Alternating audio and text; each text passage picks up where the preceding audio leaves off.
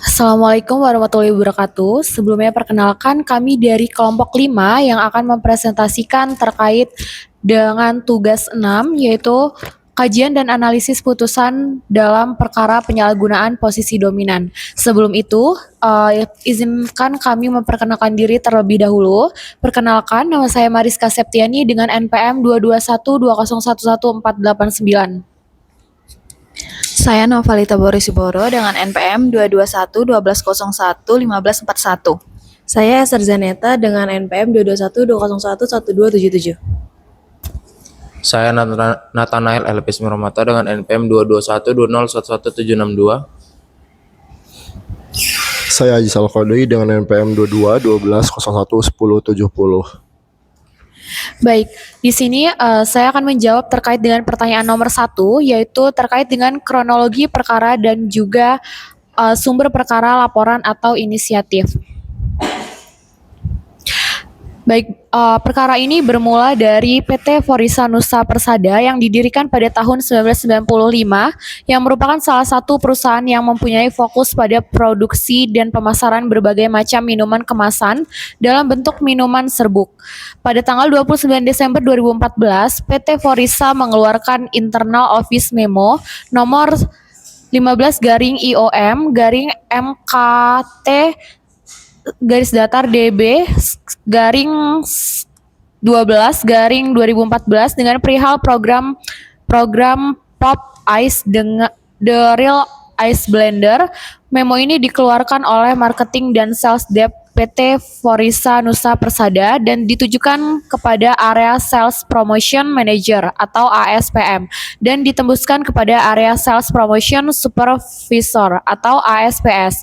Internal Office Memo nomor 15/IOM-MKT garis datar DB garing 12/2014 dikeluarkan dengan tujuan untuk mempertahankan posisi Pop Ice sebagai market leader dan menjaga loyalitas penjual Pop Ice baik di level pasar maupun di level kios minuman dengan mengeluarkan program Pop Ice The Real Ice Blender.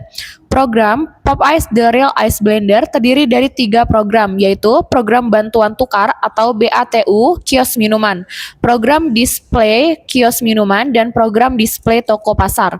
Selanjutnya terdapat persyaratan bagi kios minuman dan toko pasar untuk mengikuti program tersebut, yaitu tidak menjual dan tidak mendisplay program kompetitor. Kios minuman dan toko di pasar akan mendapatkan hadiah dari PT Forisa Nusa Persada jika selama mengikuti program memenuhi persyaratan tersebut.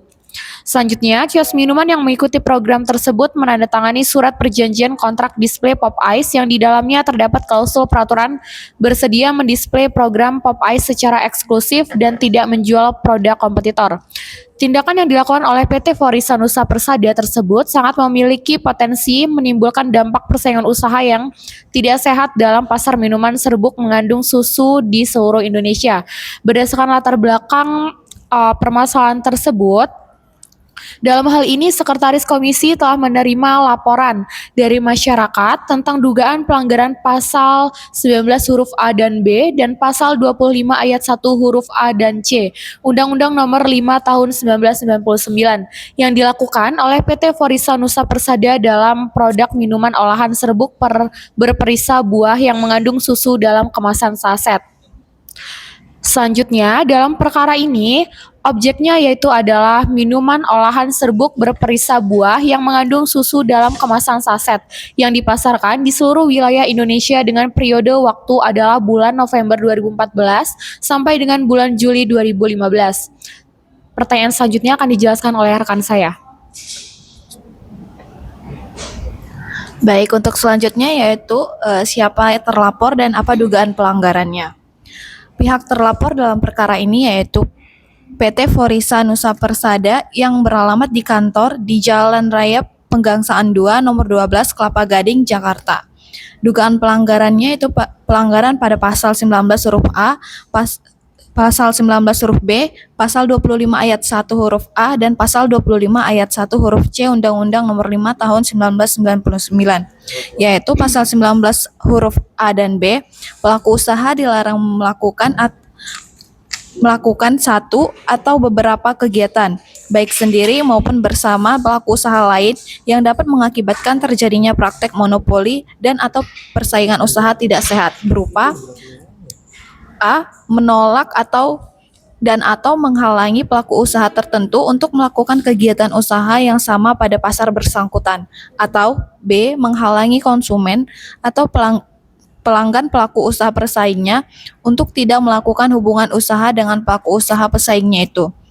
Pasal 25 ayat 1 huruf A dan C, yang huruf 1, pelaku usaha dilarang menggunakan posisi dominan baik secara langsung maupun tidak langsung untuk A. Menetapkan syarat-syarat perdagangan dengan tujuan untuk mencegah dan atau menghalangi konsumen memperoleh barang dan atau jasa yang bersaing, baik dari segi harga maupun kualitas. Atau C. Menghambat pelaku usaha lain yang berpotensi menjadi pesaing untuk memasuki pasar bersangkutan. Baik, selanjutnya pembuktian unsur-unsur pelanggaran yang terkait adanya penyalahgunaan posisi dominan.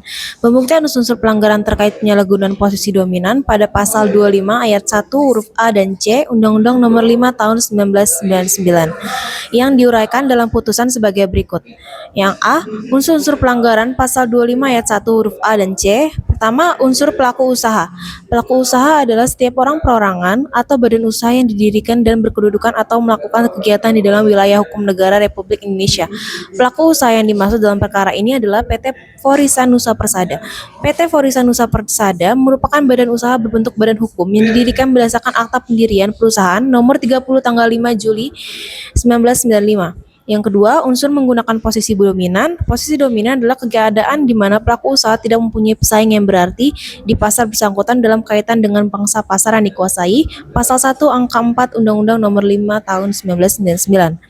Pelaku usaha memiliki posisi dominan jika satu pelaku usaha menguasai 50% atau lebih pangsa pasar, satu jenis barang atau jasa tertentu.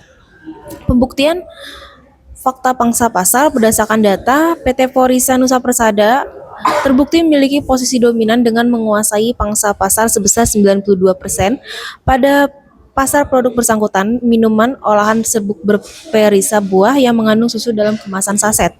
Yang ketiga, unsur menggunakan posisi dominan baik secara langsung maupun tidak langsung. Tindakan penyalahgunaan posisi dominan dilakukan dengan cara tidak langsung.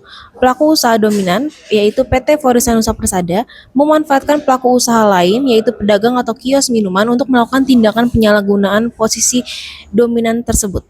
Lalu B, pembuktian tujuan penyalahgunaan posisi dominan. Pembuktian dilanjutkan pada dua tujuan spesifik dari tindakan penyalahgunaan posisi dominan yang diatur dalam pasal 25 ayat 1. Yang pertama, menetapkan syarat-syarat perdagangan dengan tujuan untuk mencegah dan atau menghalangi konsumen memperoleh barang dan atau jasa yang bersaing baik dari segi harga maupun kualitas, yaitu pada pasal 25 ayat 1 huruf A. Terlapor mengeluarkan program yang mensyaratkan kios minuman dan toko pasar untuk tidak menjual dan tidak mendisplay produk kompetitor melalui program Pop Ice The Real Ice Blender. Syarat eksklusivitas ini bertujuan untuk mencegah dan atau menghalangi konsumen memperoleh produk bersaing. Yang kedua, menghambat pelaku usaha lain yang berpotensi menjadi pesaing untuk memasuki pasar bersangkutan pada pasal 25 ayat 1 huruf C. Program tersebut merupakan strategi perusahaan untuk mempertahankan posisi Pop Ice sebagai market leader. Persyaratan eksklusivitas penjualan dan display produk kompetitor dikeluarkan dengan tujuan untuk mencegah trial produk kompetitor dan mencegah display produk kompetitor di tingkat kios minuman dan outlet pasar.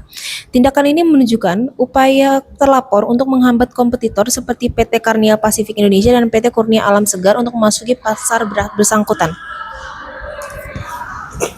Baik, saya akan menjawab pertanyaan selanjutnya mengenai pasar bersangkutan dalam perkara ini. Dalam perkara ini, pasar bersangkutan diidentifikasi berdasarkan pasal 1 angka 10 Undang-Undang Nomor 5 Tahun 1999, di mana pasar bersangkutan diklasifikasikan menjadi dua, yaitu dimensi produk dan dimensi wilayah. Mengenai pasar produk, Majelis Komisi telah menetapkan bahwa produk dalam perkara ini merupakan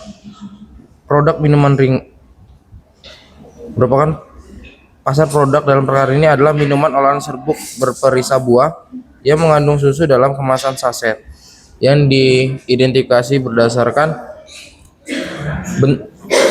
identifikasi bentuk. Selanjutnya mengenai pasar geografis. Berkaitan dengan pasar geografis, investigator dalam kesimpulannya menyatakan pada pokoknya mencakup seluruh wilayah Indonesia. Namun Majelis Komisi berdasarkan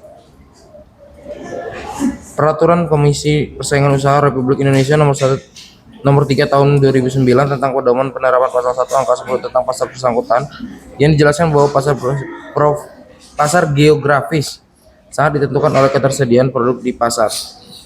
Oleh karena itu pasar geografis akan berkaitan dengan jangkauan dan daerah pemasaran suatu produk. Berdasarkan alat bukti diketahui bahwa wilayah pemasaran produk Milk Juice PT Kurnia Alam Segar mencakup seluruh wilayah Indonesia. Selanjutnya berdasarkan alat bukti diketahui bahwa PT Karniel Pacific Indonesia yang memproduksi minuman ringan merek SCV merupakan pelaku usaha yang baru memasarkan produknya secara massal pada bulan Desember 2014, sehingga pemasarannya masih terkonsentrasi di kota-kota besar. Atas faktor tersebut, maka Majelis Komisi berpendapat pasar geografis meliputi wilayah Indonesia karena Majelis Komisi tidak menemukan adanya hambatan regulasi bagi pelaku usaha untuk pemasaran produk minuman ringan tersebut ke seluruh wilayah Indonesia. Bahwa hal ihwal produk SKV baru di pasaran di kota-kota besar di Indonesia, maka Majelis Komisi menilai hal tersebut dikarenakan PT Karniel Pacific Indonesia merupakan pelaku usaha baru yang memulai ke pasar minuman ringan serbuk berperisa buah yang mengandung susu dalam kemasan saset.